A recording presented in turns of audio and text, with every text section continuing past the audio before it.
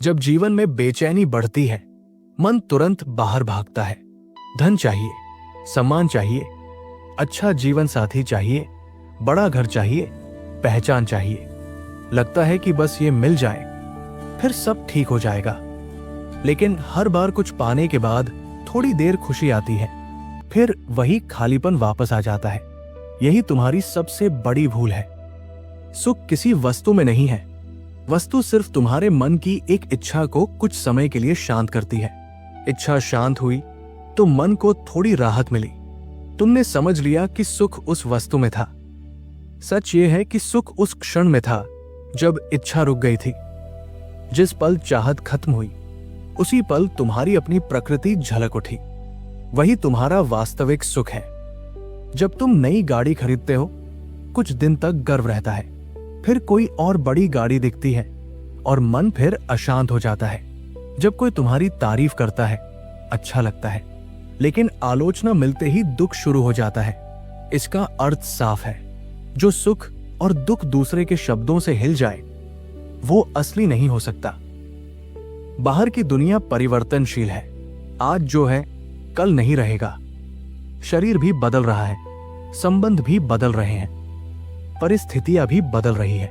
जो चीज खुद स्थिर नहीं है वो तुम्हें स्थायी सुख कैसे दे सकती है? तुम अस्थिर चीजों से स्थिर आनंद की उम्मीद कर रहे हो। ये गणित ही गलत है। मन हमेशा भविष्य में भागता है, सोचता है कि जब ये लक्ष्य पूरा होगा तब शांति मिलेगी। लेकिन जैसे ही लक्ष्य पूरा होता है, मन नया लक्ष्य बना लेता है। ये दौड़ कभी खत्म नहीं होती। तुम पूरी जिंदगी भाग सकते हो, लेकिन मंजिल कभी नहीं आएगी, क्योंकि मंजिल बाहर है ही नहीं। ध्यान से देखो, जब कोई इच्छा पूरी होती है, उस समय कुछ सेकंड के लिए मन शांत हो जाता है। उस शांति में तुम्हें अच्छा लगता है। असल में अच्छा उस वस्तु ने नहीं दिया, अच्छा उस शांति ने दिया, और वो शांति तुम्हारे भीतर थी। वस्तु ने सिर्फ तुम्हारे मन की हलचल को थोड़ी देर के लिए रोका। इसलिए बाहर सुख ढूंढना वैसा ही है जैसे प्यास बुझाने के लिए समुद्र का पानी पीना।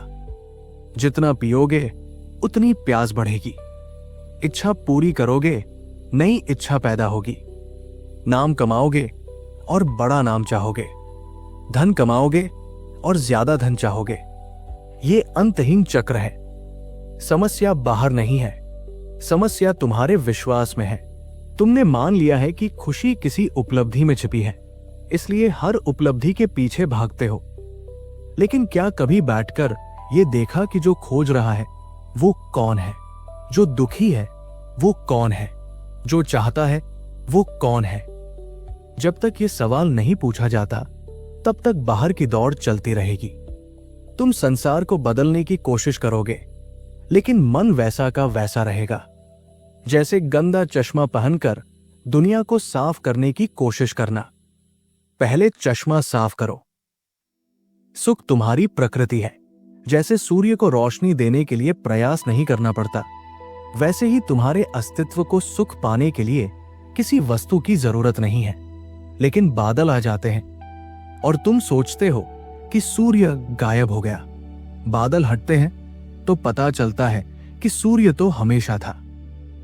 इच्छाएं, भय, तुलना, अहंकार, ये सब मन के बादल हैं। इनके कारण तुम्हें अपना ही स्वभाव दिखाई नहीं देता और फिर तुम बाहर दौड़ते हो, ये सोचकर कि कहीं और कुछ छूट गया है। सच्चाई कठोर है लेकिन स्पष्ट है।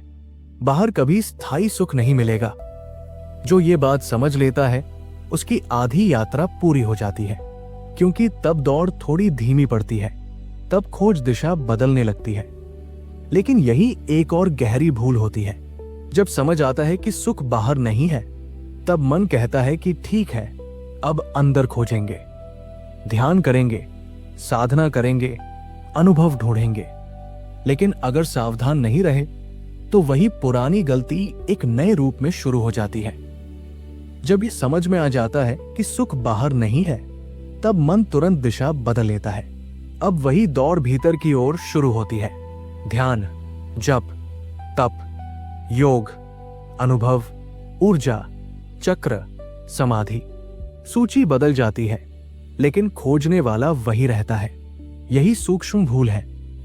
बाहर तुम वस्तुओं में सुख ढूंढ रहे थे, अब भीतर अनुभवों में सुख ढूंढ रहे हो। पहले गाड़ी, पैसा, संबंध थे, अब शांति का अनुभव, आनंद की लहर, गहरी ध्यान अवस्था लक्ष्य बन जाती है। लेकिन लक्ष्य तो फिर भी कोई वस्तु ही है, चाहे वो सूक्ष्म हो। सावधान रहो, जो आता है और चला जाता है वो तुम नहीं हो सकता। ध्यान में कभी गहरी शांति मिलती है, कभी बेचैनी बढ़ जाती है, कभी लगता है सब स्पष्ट है, कभी सब धुंधला। यदि तुम्हारा सुख इन बदलती अवस्थाओं पर टिका है तो वो भी अस्थायी है। मन बहुत चालाक है। बाहर की इच्छाएं छोड़कर वो आध्यात्मिक इच्छाएं पकड़ लेता है। पहले कहता था और पैसा चाहिए, अब कहता है और गहरी अनुभूति चाहिए। पहले तुलना संसार से थी, अब तुलना साधकों से होने लगती है। कौन ज्यादा ध्यान करता है, किसे ज्यादा अनुभव हुआ। ये सब अंदर की यात्रा नहीं है, ये सिर्फ मन का नया खेल है। अंदर खोजने का अर्थ ये नहीं कि मन के विचारों को सजाओ, ये भी नहीं कि भावनाओं को दबाओ, और ये भी नहीं कि किसी विशेष अनुभव का इंतजार करो। तुम अनुभव नहीं हो, तुम अनुभव के साक्षी हो। जब क्रोध उठता है उसे देखो, जब डर उठता है उसे देखो, जब शांति आती है उसे भी देखो। जो देख रहा है वो बदलता नहीं। विचार बदलते हैं, भावनाएं बदलती है, शरीर बदलता है, लेकिन जो जान रहा है वो स्थिर है। तुम अक्सर मन को ही अपना अंदर समझ लेते हो, यही भ्रम है। मन अंदर नहीं है, मन भी एक वस्तु है जिसे तुम देख सकते हो। अगर उसे देखा जा सकता है तो वो तुम कैसे हो सकते हो। जब ध्यान में बैठते हो तो कई बार विचारों की भीड़ आ जाती है। तुम सोचते हो ध्यान खराब हो गया, लेकिन जिसने ये देखा कि विचार आ रहे हैं वो तो शांत है, वो तो विचारों से अलग है। उसी में टिकना ही असली साधना है। साधना का मतलब कुछ पाना नहीं है, साधना का अर्थ है जो झूठा है उसे पहचान कर छोड़ देना। तुम नया कुछ नहीं जोड़ते, सिर्फ भ्रम हटाते हो। जैसे आईने पर जमी धूल साफ हो जाए तो चेहरा अपने आप दिखता है। तुम अनुभव के पीछे भागते हो, इसलिए अनुभव का दास बने रहते हो। एक दिन अच्छा ध्यान हुआ तो मन खुश, दूसरे दिन नहीं हुआ तो मन दुखी। ये निर्भरता है। जब तक किसी अवस्था पर निर्भरता है तब तक स्वतंत्रता नहीं है। अंदर सही जगह खोजने का मतलब है खोजने वाले को देखना। जो कहता है कि शांति चाहिए वो कौन है, जो बेचैन है वो कौन है। जब ये प्रश्न गंभीरता से पूछा जाता है तो धीरे धीरे पहचान बदलने लगती है। तुम शरीर नहीं हो क्योंकि शरीर को देख सकते हो। तुम मन नहीं हो क्योंकि मन के विचारों को देख सकते हो। तुम भावनाएं नहीं हो क्योंकि भावनाएं आती जाती है। जो इन सबको जान रहा है वही तुम्हारा वास्तविक स्वरूप है। उसे पाने की जरूरत नहीं है, वो पहले से है। उसे अनुभव करने की भी जरूरत नहीं है, क्योंकि हर अनुभव उसी में हो रहा है। वो कोई चमकता प्रकाश नहीं, कोई विशेष भावना नहीं, वो साधारण सी जागरूकता है जो अभी भी इस वाक्य को पढ़ते समय मौजूद है। लेकिन मन को साधारण चीज पसंद नहीं, उसे कुछ खास चाहिए। इसलिए वो जटिल तकनीकों में उलझ जाता है। उसे लगता है कि जितना कठिन रास्ता होगा उतनी बड़ी उपलब्धि होगी। ये भी अहंकार की चाल है। सत्य बहुत सरल है, इतना सरल कि मन उसे नजरअंदाज कर देता है। अभी इस क्षण में देखो, बिना किसी प्रयास के जागरूकता मौजूद है। सांस आ रही है, जा रही है, विचार आ रहे हैं, जा रहे हैं, शरीर बैठा है। इन सब के बीच जो जानना चल रहा है वही तुम हो।